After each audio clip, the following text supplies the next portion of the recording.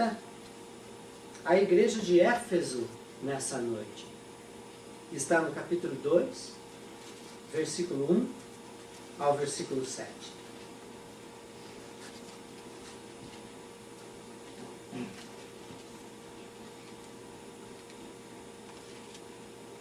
Vamos ler? Ao anjo da igreja de Éfeso escreve: Isto diz aquele que tem na mão direita as 7 estrelas, que anda no meio dos 7 candeeiros de ouro. Conheço as tuas obras, e o teu trabalho, e a tua perseverança, e que não podes suportar os maus, e que os puseste à prova, e que puseste à prova os que se dizem apóstolos e não o são, e os achaste mentirosos. Tens perseverança, e por causa do meu nome sofreste, e não desfaleceste. Tenho, porém, contra ti, que deixaste o teu primeiro amor. Lembra-te de onde tu caíste, arrepende-te e pratica as primeiras obras. Se não te arrependeres, brevemente virei a ti, e removerei do seu lugar o teu candeeiro, se não te arrependeres. Tens, porém, a teu favor que odeias as obras dos nicolaítas, as quais eu também odeio. Quem tem ouvidos, ouça o que o Espírito diz às igrejas. Ao que vencer, dar-lhe-ei de comer da árvore da vida, que está no paraíso de Deus. Amém? Deus Todo-Poderoso, Deus Santo, Deus Maravilhoso. Nós te agradecemos pela oportunidade de estarmos na tua casa. Nós te agradecemos pela oportunidade e a liberdade que temos de ter em nossas mãos a tua palavra. Essa palavra, Senhor, que dá vida, essa palavra, Senhor Deus, que transforma, essa palavra que guia o homem a conhecer a tua salvação. Muito obrigado, Pai.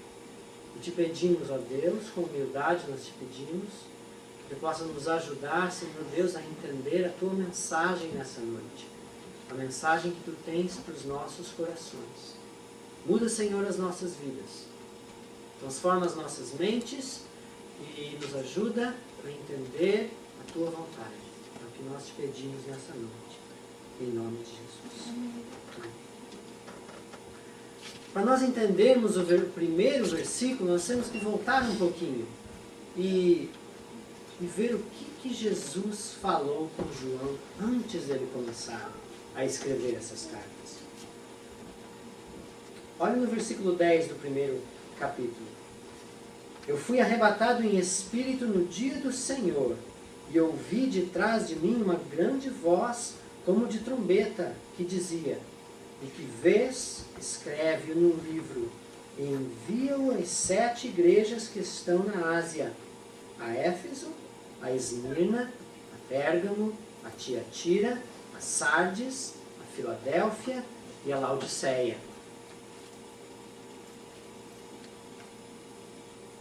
E voltei-me para ver quem falava comigo. E ao voltar-me vi 7 candeeiros de ouro. E no meio dos 7 candeeiros, alguém semelhante a um filho do homem, vestido com vestes talares, longas, né? E cingido à altura do peito com um cinto de ouro. Quando o vi, caí a seus pés como morto, versículo 17.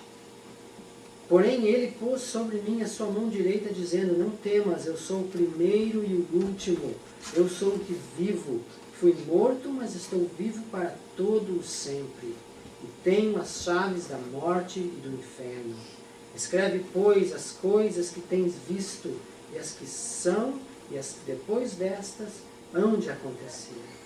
O mistério das 7 estrelas que viste na minha mão, e os 7 candeeiros de ouro é este. As 7 estrelas são os anjos das 7 igrejas, e os 7 candeeiros são as 7 igrejas. Então isso para nos ajudar a entender o primeiro versículo. O que foi isso que João viu? Né? As 7 estrelas e os 7 candeeiros de ouro. O primeiro versículo, leiam comigo de novo. Ao anjo da igreja de Éfeso escreve. Querido, sempre que Deus vai falar com a igreja, ele vai falar através do pastor. Ele vai se dirigir à igreja, ele vai se dirigir através do pastor. Isso também nos faz lembrar de outra coisa.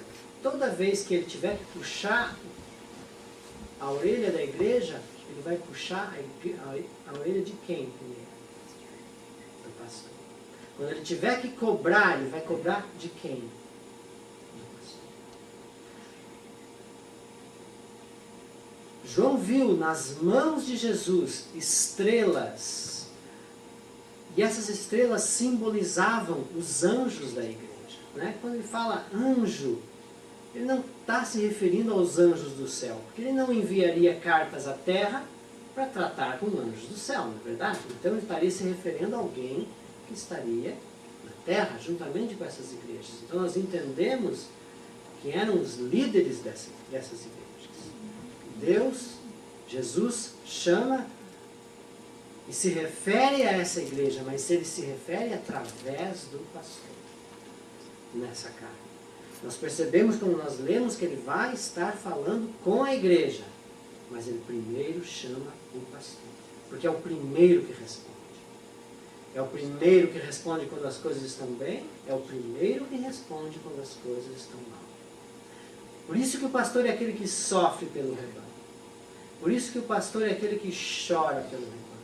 Porque ele sente a responsabilidade sobre os ombros dele do peso de dirigir as ovelhas. Quando não, as ovelhas não caminham pelo caminho reto, o pastor chora. Quando as ovelhas caminham no caminho reto, o pastor se alegra. Porque ele sabe que ele não terá pesar quando ele se apresentar diante de Deus. Né? Quando ele sabe que as suas ovelhas estão pisando no caminho correto, ele sabe que ele não terá tristezas a apresentar para Cristo naquele dia. Não é? Perceba também, queridos, que como estrela, nós temos uma coisa que brilha. Nós temos uma coisa que está em destaque. Não é? Então, aos olhos de Deus, a posição de pastor é uma posição que está em destaque. É uma posição de honra. Onde estão as estrelas? Estão no céu brilhando para Deus. A posição de pastor, a posição de líder, é uma posição de muita honra, de muita beleza, de muita importância. Na verdade, se nós lermos o que Paulo escreveu a Timóteo, no capítulo 3, versículo 1, se eu não me engano, ele diz assim: aquele que deseja o episcopado, excelente obra deseja. É uma obra de grande satisfação. É uma obra de grande alegria. Sim, de grande responsabilidade. De grande responsabilidade perante Deus. Mas também que traz grande satisfação ao coração do homem. Né? Então, para aqueles que estão aí, que desejam essa obra, saiba que as responsabilidades e o peso e o trabalho são grandes, mas as alegrias são imensas. Porque da mesma maneira que a cobrança, há grande suporte da parte de Deus. Porque aqueles que estão em grande posição de trabalho são aqueles que mais ouvem de Deus. São aqueles que mais sentem a presença de Deus. Porque isso eu falo para você que está aí desejando, se apresentando a Deus, dizendo a Deus: eis-me aqui. Então não tenha medo dessa posição. Não tenha medo de estar na posição de responsabilidade. Porque se Deus te chamou para essa posição, se Deus te colocar nessa posição, saiba que você vai ter grandes alegrias na sua vida. Você vai ter grandes histórias para contar. Amém? 7 candeeiros de ouro João viu. E ele viu um que andava no meio dos candeeiros de ouro. Nós já percebemos que ele próprio nos deu a explicação. Os 7 candeeiros de ouro são as 7 igrejas. E Jesus andava no meio delas. Jesus anda no meio da igreja. Por quê? Porque Jesus ama a igreja. Na verdade, Jesus é a vida dessas igrejas. Nós vivemos nele, nós existimos nele. A luz que nós temos pertence a ele, na verdade. O que é o candeeiro? O candeeiro é aquilo que a gente vê na televisão, né? Às vezes, na revista, nas fotos, aquele, como é que chama em português? Uma outra palavra para isso? Candelabro, né? Aquele castiçal cheio de velas, cheio de lâmpadas, que traz luz, né? Que ilumina. Essa é o grande propósito pelo qual a igreja está no mundo, para dar luz, para iluminar. E essa luz, como eu falei, não é nossa, ela vem de Cristo, né? Candelabros, castiçais de quê que o texto fala? De ouro. Então você percebe qual é o valor da igreja para Cristo. Esse detalhe não é simplesmente um detalhe, não é simplesmente um ornamento. Ela é de ouro porque ela é valiosa para Cristo. Ela é preciosa para Cristo. Ela é preciosa para o mundo. Por isso Deus a formou, por isso Cristo morreu por ela, para fundar a igreja, para reunir aqueles que seriam salvos.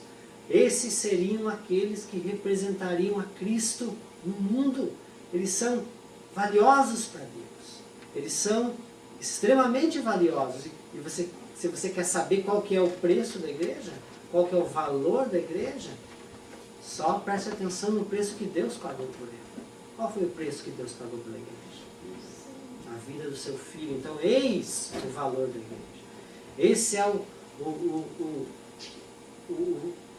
se nós fôssemos contabilizar, então, o valor da igreja, está aí o preço que Deus pagou por ela. Amém? Versículo 2: conheço as tuas obras e o teu trabalho. Dependendo de que situação está o nosso coração, se nós ouvíssemos essas palavras vindas de Deus, ou a gente ia ficar alegre, ou a gente ia ficar com vergonha, na verdade. Dependendo do que tivesse na nossa consciência, não é? O que você acha?